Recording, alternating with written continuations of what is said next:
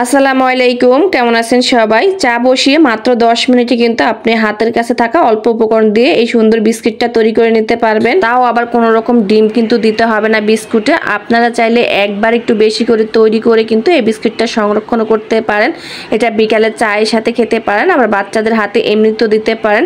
তাহলে চলুন রেসিপিটা দেখে নিই। বিস্কিটটা তৈরি করার জন্য এখানে আমি নিচ্ছি রান্নার সয়াবিন তেল, তবে আপনারা চাইলে কিন্তু এখানে বাটার ঘি নিতে পারেন।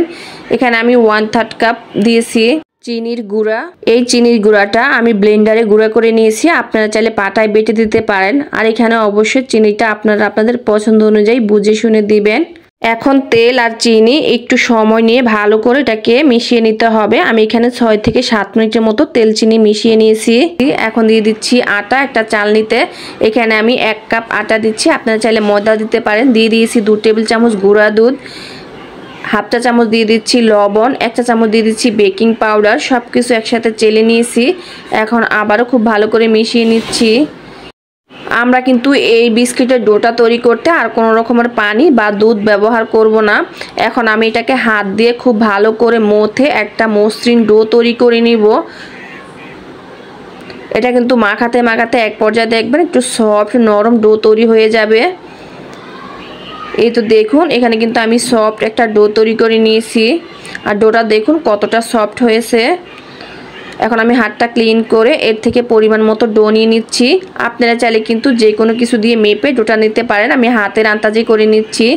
এখন ডোটা নিয়ে হাত দিয়ে আমি লম্বালম্বি করে তারপর একটু হাতের তালু দিয়ে চ্যাপটা করে নিয়েছি। দেখুন আমাদের একটা বিস্কুটের শেপ তৈরি করা হয়ে গেছে।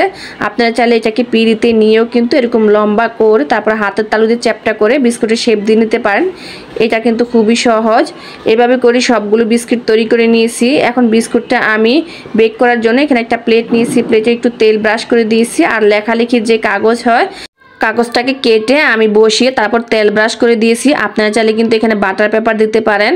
এখন সবগুলো বিস্কুট একটু জায়গা ফাঁকা রেখে রেখে তারপরে বসিয়ে দিতে হবে, যেহেতু বিস্কুটে আমরা বেকিং পাউডার দিয়েছি। এটা কিন্তু পরে ফুলকো হয়ে যাবে। এখন একটা টুথপিকের সাহায্যে আমি মাঝখান থেকে একটু ফুটো করে দিচ্ছি। এতে করে দেখতে কিন্তু একদম বেকারির মতোই হবে, তবে এটা অপশনাল, আপনারা চাইলে স্কিপ করতে পারেন। এখন চুলায় আমি একটা হাঁড়ি বসিয়ে দিয়েছি, তার মাঝে আমি প্লেটটা দিয়ে দিচ্ছি, দিয়ে ঢাকনা দিয়ে ঢেকে এটাকে 10 থেকে 15 মিনিটের মতো বেক করে নেব। 15 মিনিট পর আমি ঢাকনাটা খুলে নিয়েছি। এর মাঝে কিন্তু বিস্কুটগুলো বেক করা হয়ে গেছে।